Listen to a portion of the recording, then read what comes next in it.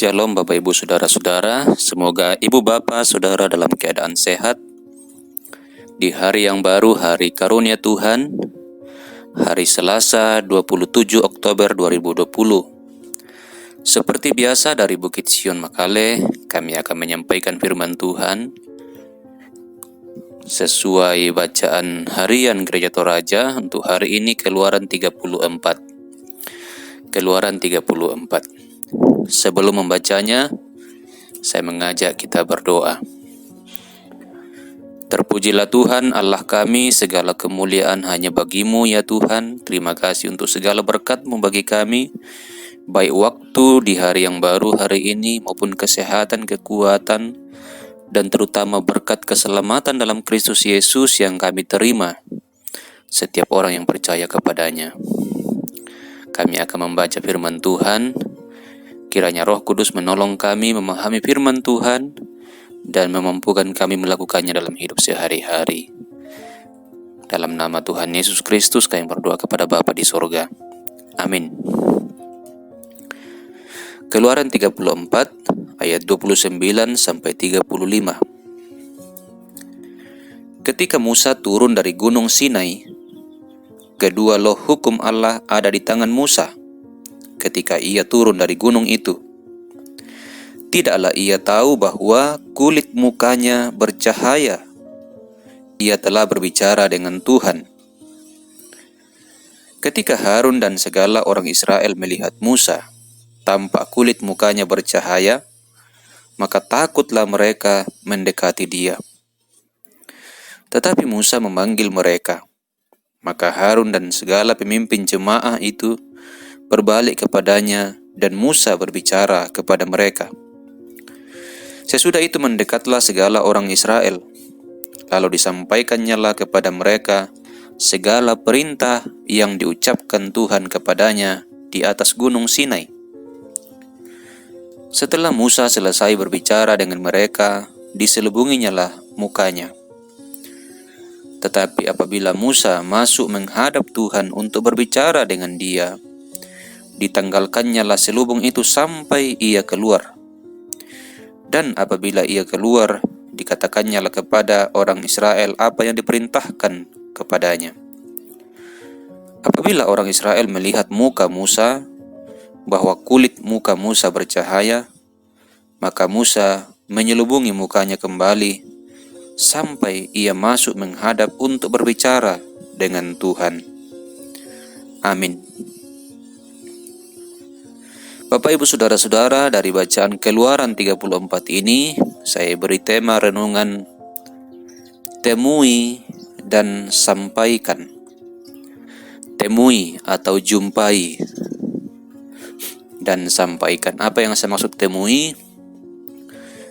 Temui Tuhan, jumpai Tuhan, dan sampaikan apa yang difirmankan oleh Tuhan. Jadi kita setiap hari, termasuk hari ini, kita mau berjumpa dengan Tuhan melalui bacaan.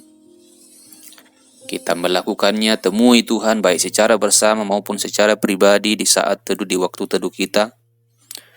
Dan sesudah itu sampaikan firman Tuhan kepada orang lain. Ini yang dilakukan oleh Musa dalam bacaan kita. Ketika ia berjumpa dengan Tuhan di atas gunung Sinai, ketika mereka sedang dalam perjalanan dari Mesir menuju tanah Kanaan, Musa diperintahkan oleh Tuhan naik di atas gunung Sinai. Dan di atas gunung Sinai itu Musa berbicara dengan Tuhan 40 hari 40 malam. Tidak makan dan tidak minum. 40 hari 40 malam tidak makan dan tidak minum. Tetapi toh Musa tetap hidup karena ia sedang berjumpa, ia sedang bertemu dengan Tuhan, pemilik seluruh alam semesta. Dan ketika Musa turun dari gunung Sinai untuk berjumpa dengan orang Israel, tanpa ia ketahui ternyata mukanya bercahaya. Mukanya bercahaya yang membuat Harun dan pemimpin jemaah itu ketakutan, sehingga mereka meninggalkan Musa. Tapi Musa memanggil mereka sehingga Harun dan pemimpin jemaah itu datang, dan juga seluruh orang Israel datang. Lalu Musa menyampaikan apa yang Tuhan perintahkan.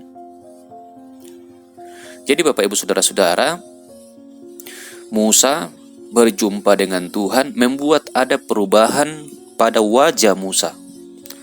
Wajah Musa menjadi bercahaya, sehingga ia terpaksa menyelubunginya ketika ia berjumpa dengan umat Israel. Tapi ketika ia akan berjumpa lagi dengan Tuhan di kemah pertemuan, dia buka lagi selubung itu. Jadi ada perjumpaan dengan Tuhan yang bukan sekali saja. Ada perjumpaan dengan Tuhan di Gunung Sinai, tapi kemudian ada perjumpaan dengan Tuhan di kemah pertemuan yang mereka buat. Jadi bukan sekali saja, tapi sering kali. Dan perjumpaan ini membawa perubahan pada diri Musa, sekali lagi wajahnya bercahaya. Nah, untuk kita Bapak Ibu Saudara-saudara, kita pun bisa berjumpa dengan Tuhan. Walaupun mungkin kita tidak akan mengalami seperti yang Musa alami, berjumpa secara langsung. Tapi kita imani, kita percaya bahwa kita berjumpa dengan Tuhan dalam doa. Dalam hubungan pribadi antara kita dengan Dia, walaupun kita tidak melihat. Walaupun kita tidak melihat, tapi kita merasakan, hati kita merasakan bahwa Tuhan ada, mendengarkan apa yang kita sampaikan. Dan Ia berbicara kepada kita melalui firman-Nya, melalui Alkitab yang sudah ada di tangan kita, yang kita baca pada saat itu. Nah, perjumpaan dengan Tuhan yang seharusnya rutin kita lakukan, bukan hanya di waktu tertentu seperti hari Minggu atau ibadah bersama, tetapi rutin kita lakukan setiap hari secara pribadi dengan Tuhan di waktu teduh kita masing-masing. Berdoa kepadanya, membaca firman-Nya, memuji dan memuliakan Dia. Maka perjumpaan dengan Tuhan itu mestinya juga membawa perubahan pada diri kita. Membawa perubahan pada diri kita. Mungkin kita tidak akan mengalami seperti yang dialami oleh Musa, wajahnya bercahaya. Tapi perubahan yang bisa terjadi pada diri kita adalah perubahan sikap, perubahan pola hidup, perubahan perbuatan, perubahan perilaku, perubahan kata-kata, perubahan mindset. Di 1 Yohanes pasal 2 ayat 4-6 saya baca, barang siapa berkata, aku mengenal Dia, tetapi ia tidak menuruti perintahnya, ia adalah seorang pendusta, dan di dalamnya tidak ada kebenaran. Tetapi barang siapa menuruti firman-Nya, di dalam orang itu sungguh sudah sempurna kasih Allah. Dengan itulah kita ketahui bahwa kita ada di dalam Dia. Barang siapa mengatakan bahwa ia ada di dalam Dia, ia wajib hidup sama seperti Kristus telah hidup. Jadi Bapak Ibu Saudara-saudara, kalau kita berjumpa dengan Tuhan dengan doa dan membaca firman Tuhan setiap hari, maka lambat laun hidup kita berubah, perilaku kita berubah, kita menuruti firman-Nya, menuruti perintah Kristus. Perintah Kristus misalnya mengasihi sesama, bahkan mengasihi musuh, mendoakan musuh, maka lambat laun itu juga kita lakukan. Dan kalau itu kita lakukan, itu bukti bahwa kita tinggal di dalam Dia, kita berjumpa dengan Tuhan dan Tuhan ada di dalam kita, Roh Kudus tinggal dalam diri kita. Jadi ada perubahan dari hari ke hari, dari waktu ke waktu tentang cara kita berkata, cara kita bersikap, perbuatan kita sehari-hari, pola pikir kita dan sebagainya. Itu yang pertama. Yang kedua, Musa menyampaikan apa yang disampaikan oleh Tuhan kepada umat. Musa tidak menyimpan apa yang disampaikan itu seorang diri untuk dirinya sendiri dan berdiam diri, tidak berbicara apapun kepada umat. Tidak. Musa dipanggil oleh Tuhan mewakili umat, supaya ketika Tuhan sudah berbicara kepada Musa, Musa menyampaikan lagi, melanjutkan lagi kepada umat Israel. Dan itu yang dilakukan oleh Musa. Dan bukan hanya Musa, nabi-nabi yang lain yang dipakai oleh Tuhan, yang diutus oleh Tuhan menyampaikan firman-Nya, mereka juga harus menyampaikan. Suka tidak suka, orang lain suka, orang lain tidak suka, mereka harus menyampaikan. Itulah tugas nabi. Dan itu juga tugas gereja, tugas profetis gereja. Profetis. Jadi gereja punya suara kenabian untuk disampaikan. Kita punya suara kenabian, firman Tuhan untuk disampaikan. Maka kalau kita sudah baca dan dengarkan firman Tuhan, atau dengarkan firman Tuhan, dengarkan khotbah, kita pun harus menyampaikan kepada orang lain, karena kita diutus. Bukan hanya nabi tertentu, bukan hanya orang tertentu.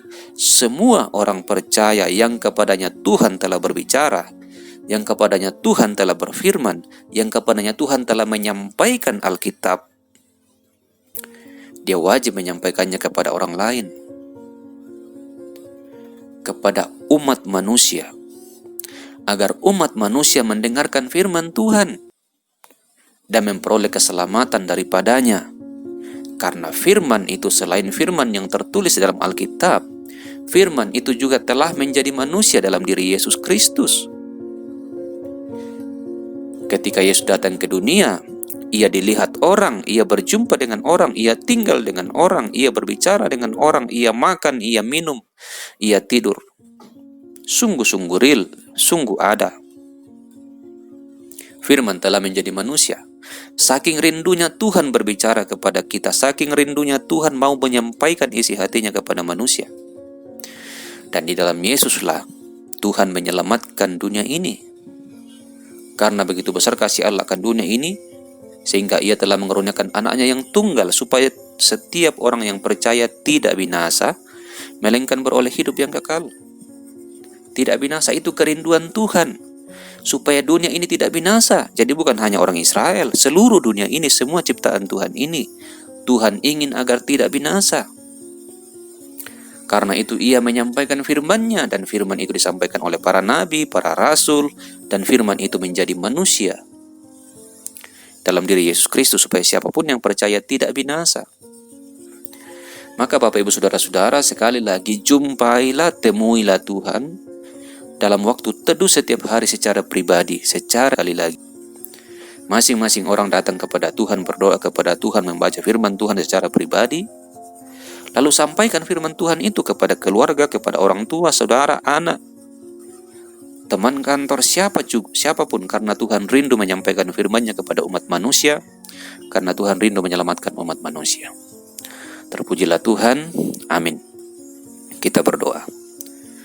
Terima kasih untuk firman Tuhan, kiranya membarui diri dan hidup kami untuk makin mau berjumpa dengan Tuhan, makin mau menyampaikan firman Tuhan kepada sesama, agar sesama memperoleh keselamatan kekal selama-lamanya dalam Kristus Yesus.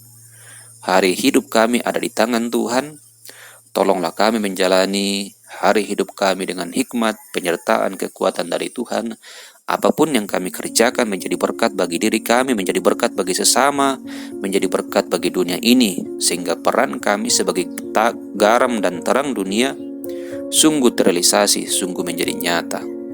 Berkati pemerintah kami, bangsa kami, berkati pilkada yang akan dilaksanakan di Indonesia secara khusus Tanah Toraja dan Toraja Utara.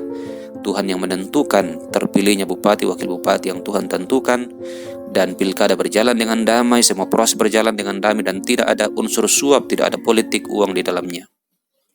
Kasihani sama kami yang miskin, tak berdaya, berkekurangan, peliharalah mereka, kasihani mereka.